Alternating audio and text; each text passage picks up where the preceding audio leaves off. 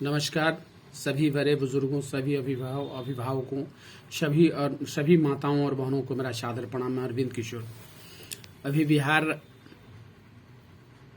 में बहुत ही उथल पुथल मचा हुआ है। एक तरफ पूर्व मुख्यमंत्री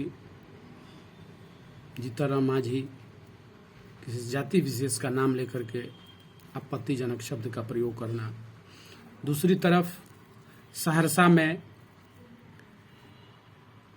एक जाति विशेष के पप्पू देव जी की हाजत में बंद कर लाठी से पीट पीट कर हत्या, और इस पर किसी भी बड़े नेता का कोई जवाब नहीं। ये समाज जानना चाहता है, पूछना चाहता है कि क्या हम लोग केवल वोट बैंक हैं? क्या हम लोगों का केवल अधिकार वोट देना ही है? ये जनता सवाल पूछ रही है अपने बड़े बड़े नेताओं से, जो सत्ता में बैठ करके और सत्ता की मलाई खा रहे हैं, चाहे राज्य के हों या केंद्र के हों। और ये जनता जानना चाहती है और आपसे सवाल पूछ रही है, और आपको जवाब देना ही होगा, देना ही होगा। नहीं तो स्थिति इतनी भयावह हो जाएगी कि आप रोक नहीं सकते हैं। समाज किसी का बंधुआ मजदूर नहीं है कि वोट लिए और सत्ता में जाकर के बैठ करके मलाई खाने लगे, और समाज पर आफत पड़ी तो मुंह तक खोलने को तैयार नहीं है। आखिर क्यों? कौन सी ऐसी परिस्थिति है कि आप लोग मुंह तक नहीं खोल रहे हैं? एक तरफ गाली दिया जा रहा है और दूसरी तरफ हाजत में बंद करके लाठी से पीट पीट करके निर्मम हत्या कर दी जाती है, और समाज का कोई नेता इस पर बोलने को तैयार नहीं है। आखिर क्यों? कौन सी ऐसी परिस्थिति है? क्यों चुप हैं?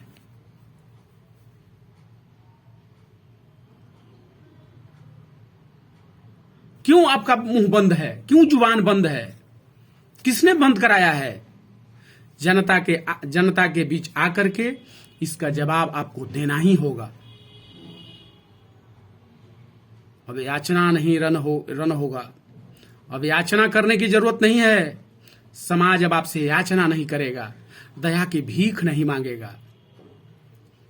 समाज अपने को सबल बनाते हुए अपने अधिकार के लिए लड़ने का काम करेगा। समाज किसी का पिछलगू बनने का काम अब नहीं करेगा। समाज ने ठान लिया है कि अब अपने दम पे सत्ता भी हासिल करेंगे, और जितने सत्ता में बैठ करके मलाई खाने वाले लोग हैं उनको मुंहतोड़ जवाब भी देंगे। समय आने दीजिए, समय का इंतजार कीजिए। और तीसरी तरफ हमारे माननीय मुख्यमंत्री श्री नीतीश कुमार जी समाज सुधार यात्रा पर निकले हैं। मैं तो पूछना चाहता हूं, समाज भी पूछ रहा है और समाज को पूछना भी चाहिए कि समाज बिगड़ा कब था कि आपने इस तरह के शब्द का प्रयोग किया है कि समाज सुधार यात्रा। अगर समाज सुधरा भी है, बिगड़ा भी है, तो समाज को किसने बिगाड़ा और कब बिगाड़ा, इसका भी जवाब नीतीश कुमार जी को देना होगा। ये जनता पूछ रही है। और इस यात्रा में कुछ मुट्ठी भर लोग हैं जिनको शर्म नहीं है, जिनको थोड़ा लज्जा भी नहीं है कि ये शब्द का क्या महत्व होता है। समाज सुधार यात्रा। समाज बिगड़ा कब था? समाज किसने बिगाड़ा? समाज कब बिगड़ा? इसका जवाब आप सभी नेताओं को देना होगा। जितने भी सत्ता में बैठे हुए लोग हैं उनको देना होगा। और समय आ गया है, इंतजार कीजिए, इसका जवाब आपको देना ही होगा। जिस आदमी से बिहार की कानून व्यवस्था नहीं संभल रही है, बिहार में भ्रष्टाचार नहीं रुक रहा है, वह आदमी समाज सुधार की बात करता है। इनका पूरा तंत्र भ्रष्टाचार में आकंठ डूबा हुआ है। इनके पदाधिकारी से लेकर के चपरासी तक, मंत्री से लेकर के विधायक तक, पूरा तंत्र इनका भ्रष्टाचार में संलिप्त है और इनको मजाल नहीं है कि भ्रष्टाचार को खत्म कर दें। और ये चले हैं समाज सुधारने। ये कहां का न्याय है? ये कैसा न्याय है? जनता को इस पर जगने की जरूरत है और आगे बढ़ने की जरूरत है और आगे बढ़ करके रोड पर संघर्ष करने की जरूरत है कि एक बिहार का मुखिया जिससे भ्रष्टाचार नहीं संभल रहा है, रुक रहा है, जिससे कानून व्यवस्था नहीं संभल रही है, जिससे शिक्षा व्यवस्था नहीं संभल रही है, जिससे स्वास्थ्य व्यवस्था नहीं संभल रही है, पूरे यूनिवर्सिटी का हाल बेहाल है, कहीं कोई शिक्षक नहीं है, ये स्थिति है। और चले हैं समाज सुधारने। इनको शर्म आनी चाहिए और इनके साथ जितने पदाधिकारी हैं और जितने लोग लगे हुए हैं उनको भी शर्म आनी चाहिए और चुल्लू भर पानी में डूब के मर जाना चाहिए। कि थोड़ा भी मानवता अगर होगा, थोड़ा भी मानवता अगर बची होगी तो ये लोग सोचेंगे कि ये शब्द क्या है, समाज सुधार यात्रा। समाज कब बिगड़ा था? समाज किसने बिगाड़ा? समाज कब बिगड़ा? इसके बारे में सोच करके थोड़ा भी अगर मानवता होगा तो ये लोग शर्म से पानी में डूब करके मर जाएंगे या नीतीश कुमार का साथ छोड़ करके समाज के साथ आ जाएंगे। स्थिति इतनी भयावह है। जिस राज्य में रोज हत्या, रोज बलात्कार, हर जगह भ्रष्टाचार, कानून व्यवस्था पूरी तरह से खत्म, शिक्षा व्यवस्था पूरी तरह से खत्म, स्वास्थ्य व्यवस्था पूरी तरह से खत्म।